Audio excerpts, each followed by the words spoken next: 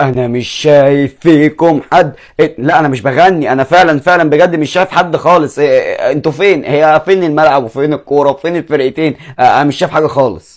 ايه يا عم انت الغشامه دي؟ ضربه جزاء يا حاجم، ده مشنكلني في منطقه الجزاء. وريني كده، انت قصدك على الشنكله اللي حصلت جوه منطقه الجزاء دي؟ لا دي مش بيلين، دي ما فيهاش حاجه. لا ما فيهاش اي حاجه خالص. برضه انت تاني نفس الشنكله هي يا عم. انت احسن ضربه جزاء يا عم، ده شايل رجلي. وريني كده، دي خبطه خفيفه خالص يا حسين، دي ما تعملكش حاجه. وبعدين انت مش بتقول على نفسك نينجا؟ دي خبطه بسيطه، دي ما فيهاش اي ضربه جزاء ولا اي حاجه خالص. يا نهار ازرق، الكره دي لو عدت هتبقى انفراد للاهلي. حد شايفني؟ لا.